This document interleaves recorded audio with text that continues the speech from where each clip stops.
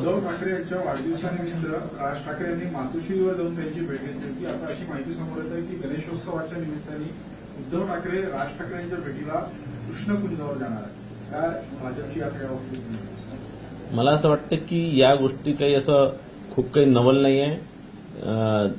दोघं भाऊ आहे, दोघे चुलते आहे आणि दोघे एका दुसऱ्यांच्या घरी गेले त्याला काही नवल नाही आहे. राजकारणामध्ये तुम्ही जनतेसाठी काय करता किंवा या मुंबईसाठी तुम्ही काय केलंय हे यांनी सांगितलं पाहिजे.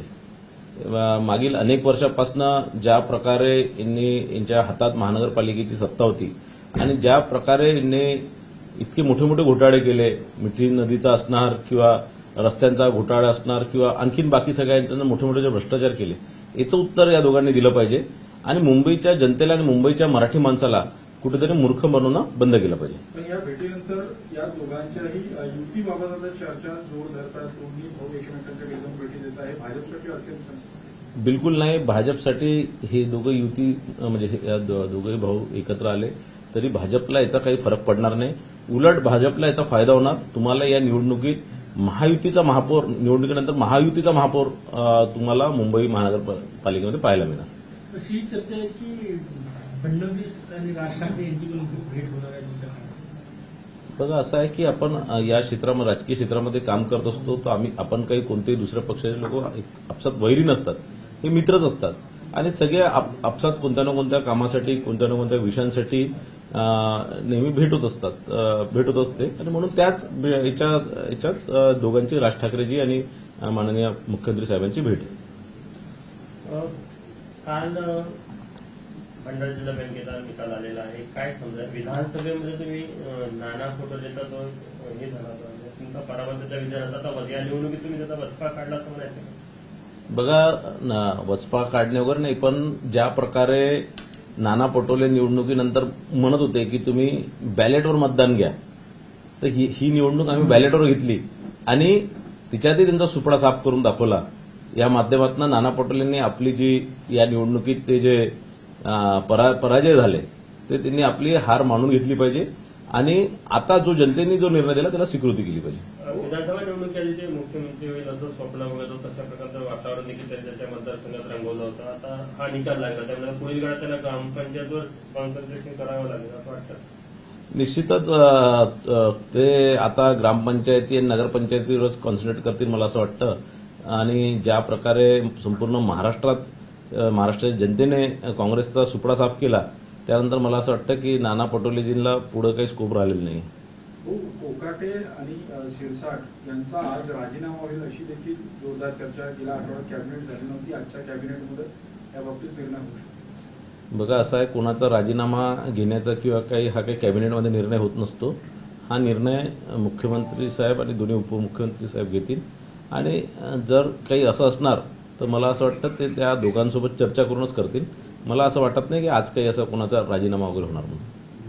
सोशल मीडियावर सरकारविरोधात टीका केली तर आता त्यावर कर्मचाऱ्यांवर शिस्तभंगाची कारवाई होणार आहे. तुम्ही यापूर्वी मागणी केलेली होती की सोशल मीडियावर जे काही रील बाजी करतात किंवा अशा प्रकारचे तर याकडे कसं पाहावं? बघा, मागच्या नागपूरच्या डिसेंबर अधिवेशनामध्येच मी हा विषय घेतला होता. हा फार गंभीर आहे. आपण जर बघितलं तर अनेक अधिकारी कर्मचारी दिवसभर सोशल मीडियावर असतात, एकेकाने 2-2 कॅमेरा घेऊन सोबत फिरतात, ते कसे चालतात, कसे बोलतात, हे सगळं शासकीय कार्यालयामध्ये करत होते किंवा शासकीय वाहनांचा उपयोग करून सिंगम सारखं ते वागत होते आणि कुठेतरी या सगळ्याला बंदी आली पाहिजे म्हणून आम्ही हा विषय मांडला होता आणि काल या संदर्भातला एक सर्क्युलर राज्य शासनाच्या माध्यमातून निघाला आहे आणि या माध्यमातून त्या अधिकाऱ्याला कोणती बंदी नाही आहे, पण किंवा सरकारवर टीका करणं तर तसंही कोणत्या अधिकाऱ्याला अलाउडच नाही आहे, पण ज्या प्रकारे ते स्वतःचा गवगवा करत होते, स्वतःला ग्लोरिफाय करत होते, हे सगळं आता याच्या पुढे बंद होणार.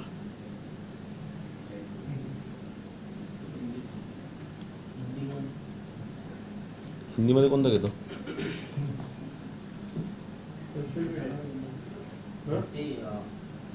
सोशल मीडिया पर एक सरकारी फाइल बियर बार में साइन हुई थी, ऐसा वीडियो वायरल हो रहा है. बियर बार में सरकारी कामकाज की फाइल सिग्नेचर हो रही थी, ऐसा वीडियो वायरल हो रहा है. नहीं, मैंने वो देखा नहीं है तो मैं उस पर नहीं बोल सकता. राज ठाकरे और देवेंद्र फडणवीस जी की आज मुलाकात होने वाली है, क्या कहेंगे? नहीं, दोनों नेता है, दोनों अपने अपने पार्टी के नेता है। महाराष्ट्र के मुख्यमंत्री माननीय देवेंद्र फडणवीस जी हर पार्टी के नेताओं को मिलते हैं, उनकी जो भी समस्या है उसका हल करते हैं, उनका जो भी काम होता है वो करके देते हैं। तो मुझे ऐसा लगता है कि राज ठाकरे जी का निश्चित ही कोई काम होगा, कोई समस्या होंगी, उसके लिए वो मुख्यमंत्री साहब को मिलने आ रहे हैं।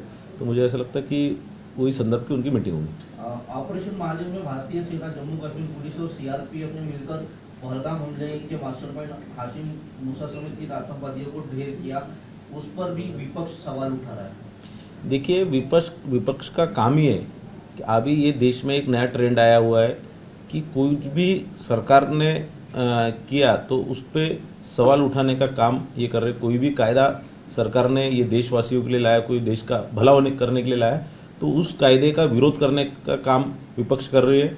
कोई मिलिट्री ने या सेना ने कुछ कार्रवाई की तो उस पर भी शंका व्यक्त करने का, उस पर प्रश्न चिन्ह निर्माण करने का काम विपक्ष कर रही है। और मुझे ऐसा लगता है कि जिस प्रकार से पिछले 10 सालों से कांग्रेस का पतन हो रहा, उसके लिए सबसे बड़ी जवाबदारी कांग्रेस की। इस प्रकार के फेक नैरेटिव हो या इस प्रकार का अपने भारतीय सेना पे सवाल उठाना हो, इसी कारण कांग्रेस का पतन हो रहा है। प्रणीति शिंदे ने कहा कि ऑपरेशन सिंदूर मीडिया में सरकार का ही तमाशा था।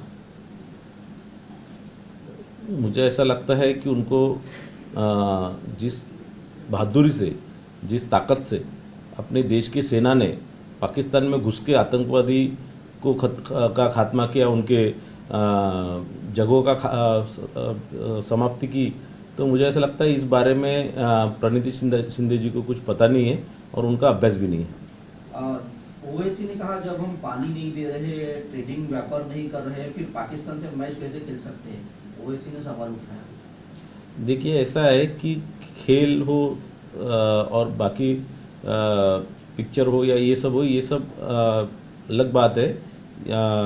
खेल और कला को इस सब में नहीं डालना चाहिए। जो भी पाकिस्तान ने जो भी हरकतें की उसका जवाब अभी दोनों कार्रवाइयों से हमने दे चुके हैं। मुझे ऐसा लगता है कि अभी पाकिस्तान जब तक शांत है तब तक अपने भी शांत रहना चाहिए। दिव्या देशमुख उद्या आपल्या देशात नागपूरला परत येणार आहेत, त्या स्वागताची कशा पद्धतीने तयारी केलेली आहे, काय काय गोष्टी असणार आहेत? उद्या संध्याकाळी म्हणजे उद्या दिनांक 30 जुलैला संध्याकाळी 9 वाजता दिव्या देशमुख नागपूर एअरपोर्टला येणार आहे आणि तिचं संपूर्ण महाराष्ट्रातील चेस फेडरेशनच्या माध्यमातून, चेस असोसिएशनच्या माध्यमातून, प्रत्येक जिल्ह्याच्या चेस असोसिएशनच्या माध्यमातून आणि जे चेस प्लेयर्स आहे नागपूर पूर्ण महाराष्ट्रामध्ये सगळे तिच्या स्वागताकरता उद्या एअरपोर्टला येणार आहे आणि त्यांच्यासोबत अनेक युवक युवती या त्या स्वागतामध्ये सामील होणार आहे। मोठा जंगी स्वागत दिव्याचं आम्ही नागपूरमध्ये करणार आहे।